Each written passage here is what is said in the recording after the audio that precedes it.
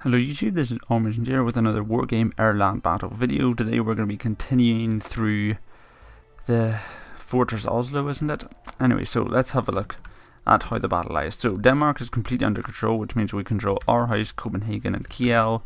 The road to Denmark is pretty much secure at this point because the infamous 9th Dema are trapped in an eternal duel with the Soviets around Bergen, or whatever that place is called.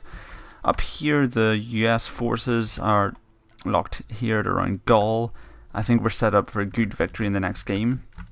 Elsewhere the British forces are pushing in at Karlstad with the aim to try and fight towards Stockholm, maybe Gothenburg. But the Soviets have dropped someone at Stavanger, so I'm going to try and deal with them. So let's have a look what we have. We have the Air Force, which are recon vehicles, helicopters, planes. That is a very... No, I'm not going to use that. They have nothing in there that would be useful. Let's see, French forces, they've got logistics, support, only one tank, but I think that... No, that isn't their super tank. So they have a few things, but nothing to... The Panzer Brigade, that sounds a lot more interesting. Support, lots of tanks, including Leopard 2-1s, good Jaguars, helicopters. It's okay, that sounds like a good force I want to deploy. The 4th MAB, they've got good line of vehicles. They've got a basic tank support. Yeah, they're good as well. Panzer Brigade, let's see, in terms of initiative and morale, nothing to split them. They cost a few more points though. Any D0 units against the airborne, infantry, recon support, tank vehicles. Nah, I think I want to keep these guys. I think I'll use the Panzer Brigade. So what we're going to do is we're going to drop the Panzer Brigade on Stavanger.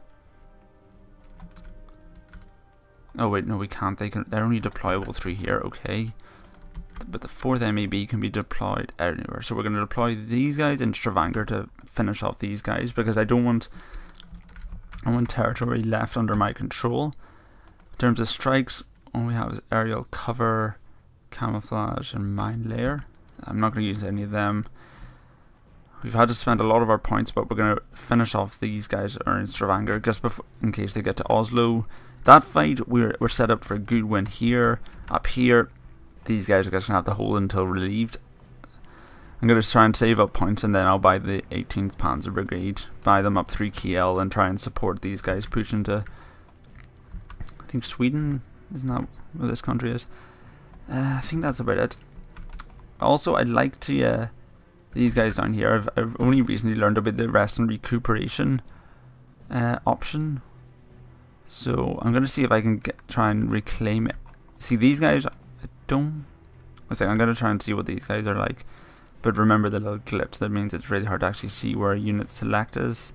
So I'm going to have to find the British one. This is annoying. See, how do you select the British? Can you select the British? There it is.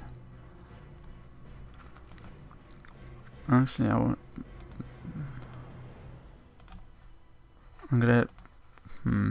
See, I would like to push towards Stockholm, but I don't really know how powerful these guys are. And Gothenburg's worth a lot, but attacking it would leave Oslo more exposed, I'd say. Nah, these guys have low initiative. I'm just going to put them in for rest and recuperation, so when we need them to attack, we can attack with a bigger chunk of force. So rest and recuperation. These guys are all engaged in battles, so there's no point resting and recuperating them. I'm actually going to initialize aerial cover for this section, but I don't want these guys to be taken out. Then fighting in Stavanger, fighting up here in Gaul, and then probably some fighting with the Dema here. So kicking off on day 8 of this campaign, so let's get this started. What's the first fight? Okay, the 194th Armoured Brigade. Here we go, launch battle. Let's get into this. Right, so if you remember from last time, we are set up and we hold a huge number of points. We hold Lillehammer, we hold Gulf, Hamar, Juliet, Stavanger and Bergen. They hold Oslo and Ålesund.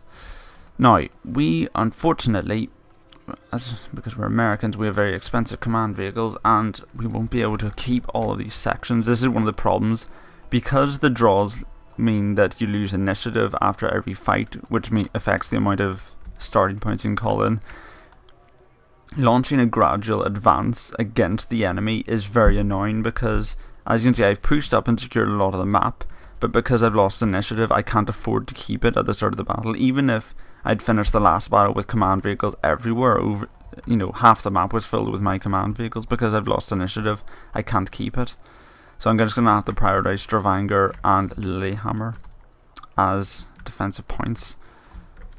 Actually, nah, I can't do that. It's just in my nature. We're just going to do another.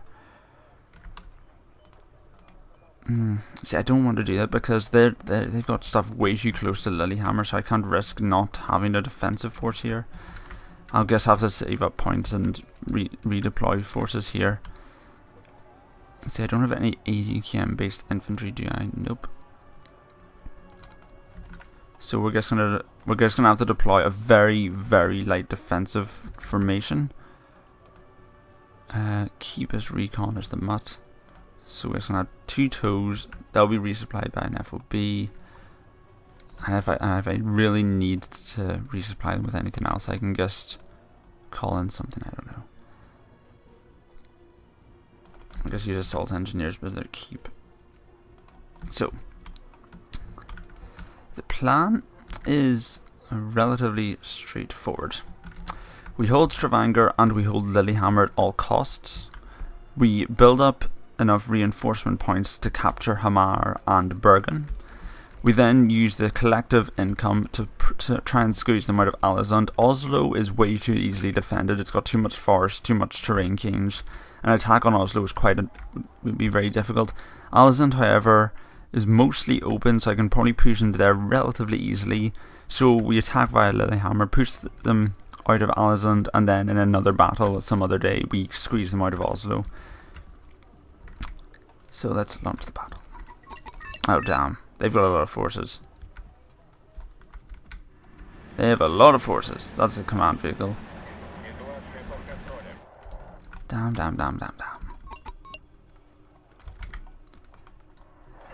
Well, we've got a lot of missiles. Might as well start firing them. Impact really gets 2 damage. We're gonna need a lot of missiles. Another impact. No, this has done 3 damage. 3rd time lucky. Nope, miss.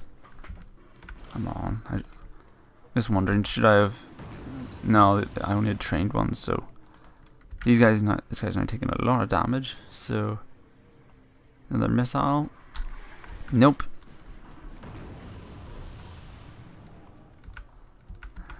Let's see, another missile. Miss. This is entertaining, isn't it? See, that's the problem with low initiative. I have nothing to call on. Boom! That was exciting. Right, let's get you resupplied with missiles and try and re-angle you. I want to... Because obviously, if a smart player with the AI's ability to cheat at anything would have just bum rushed me. I only have 2 toe keeps, so I literally can't do anything against all these various T series tanks. What's faster? They're both equally fast, right? Let's get deployed. We need these command vehicles deployed. We need the income. Actually, it might have been a smart idea to buy something other than the assault engineer, so I'd have a Bradley HEKM. Fortunately, these toes are doing a fair job. They get wasted missiles there. Nice. No, it actually hit. Wow, it hit a unit out of its range. That's impressive.